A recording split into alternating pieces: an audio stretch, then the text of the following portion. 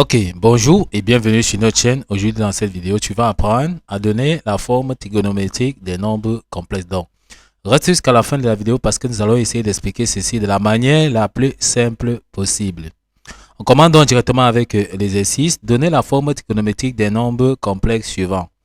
Nous avons donc Z1 est égal à 1 plus I, Z2 est égal à 1 plus racine de 3I, Z3 est égal à 5I. On va donc donner la forme trigonométrique de Z3. On commence donc directement avec la correction. Il est question pour nous de donner la forme trigonométrique de Z3 qui est égale à 5i. On rappelle que la forme trigonométrique d'un nombre complexe Z est donnée sous la forme Z est égal à R facteur de cosinus θ plus I sinus θ. Ici, R c'est le module du nombre complexe et θ c'est l'argument du nombre complexe. Donc, pour donner la forme trigonométrique, il va falloir trouver R et θ. Or, Z3 est donné sur sa forme algébrique, d'accord? C'est-à-dire sur la forme Z est égal à A plus BI, tel que si on veut trouver le module de Z qu'on a appelé R, ça serait égal à racine carrée de A au carré plus B au carré. Et comme nous avons dit, la forme trigonométrique du nombre complexe écrit sur la forme Z est égal à R facteur de cosinus θ plus I sinus θ. Comment on trouve donc θ? On dit donc que cosinus θ est égal à la partie réelle du nombre complexe sur le module R du nombre complexe. Sinus de θ est égal à la partie imaginaire du nombre complexe B sur le module du nombre complexe R. Ok, on comprend que pour donner dans la forme trigonométrique des Z3, on va d'abord dans un premier temps trouver le module R puis trouver l'argument θ. On commence donc directement par trouver le module. On va donc dire que la partie réelle du nombre complexe A est égal à 0 plus que A n'existe pas, puisqu'on a vu que Z était égal à A plus BI, donc A vaut 0. Et la partie imaginaire du nombre complexe B est égal à 5, parce qu'on a vu que la partie imaginaire est collée près de I. Donc B est égal à 5. Comme on connaît A, on connaît B, ça veut donc dire qu'on peut appliquer notre formule pour tout calculer dans le module du nombre complexe. On dit donc module de Z de 3. Module de Z3 qui est donc égal à R sera donc égal à racine carrée de A au carré, donc 0 au carré plus B au carré, c'est-à-dire que plus 5 le tout au carré. Ceci sera donc égal.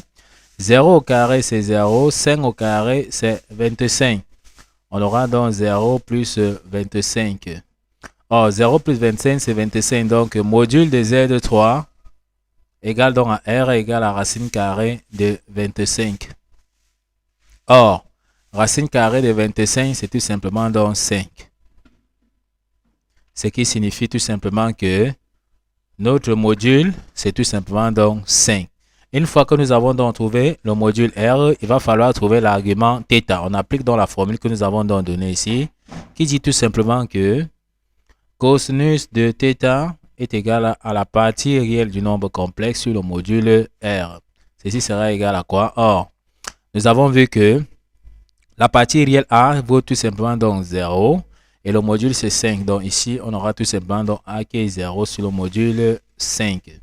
0 divisé par 5, ça nous donne 0. Ceci nous permet de comprendre que cosinus θ est égal à 0. De la même façon, on va trouver donc sinus de θ.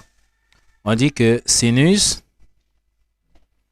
de θ est égal à la partie imaginaire B du nombre complexe sur le module R. Or, on a vu que B, la partie imaginaire, c'est tout simplement donc 5. Et notre module, c'est encore 5. Donc, on aura tout simplement donc 5 qui est B sur le module qui est 5. 5 divisé par 5, ça nous donne 1. On comprend que le sinus de θ est égal à 1 et le cosinus de θ est égal à 0. La question qu'on va se poser, c'est celle-ci.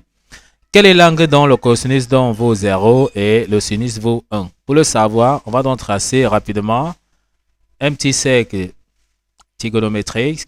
On trace dans l'axe des cosinus, on trace l'axe des sinus et on sait que l'angle qui est ici, c'est l'angle pi sur 2. C'est-à-dire que 90 degrés. Donc l'angle qu'on a ici, c'est l'angle pi sur 2. C'est-à-dire cet angle-ci. Or, lorsqu'on projette donc l'angle pi sur 2 sur l'axe des cosinus ici, ça donne 0. Et lorsqu'on projette donc sur l'axe des sinus ici, ça donne tout simplement donc 1. Donc, on comprend que l'angle dont le cosinus vaut 0 et le sinus vaut 1, c'est tout simplement dans l'angle pi sur 2, c'est-à-dire l'angle de 90 degrés. Donc, c'est que nous avons déjà trouvé l'argument qu'on cherchait ici. Donc, θ est égal à pi sur 2. Donc, l'angle dont le cosinus vaut 0 et le sinus vaut 1, c'est tout simplement donc pi sur 2. On a déjà trouvé l'argument de notre nombre complexe θ. On a trouvé le module R du nombre complexe. Ça veut dire qu'on peut écrire la forme trigonométrique du nombre complexe qui est Z est égal à R facteur de cosinus θ plus I sinus θ. On peut donc dire que Z3 est donc égal à R. On a vu que R, c'est 5 facteurs de cosinus θ. Alors, cosinus θ, nous avons vu que cosinus θ, c'est pi sur 2 plus I sinus θ. Or, θ, c'est pi sur 2. On peut donc encadrer tout simplement dans notre réponse. Donc, voici la forme trigonométrique de Z3. Vous pouvez donc donner la forme trigonométrique donc de Z1, de Z2 et de Z4 en commentaire et nous allons vérifier pour voir si vous allez donner la bonne réponse. Nous sommes donc arrivés au terme de cette vidéo. Ne manquez pas de vous abonner à la chaîne, de liker la vidéo, de partager la vidéo aux proches et amis et d'activer donc la cloche de notification pour ne plus manquer nos prochaines vidéos. Sur ce, à bientôt.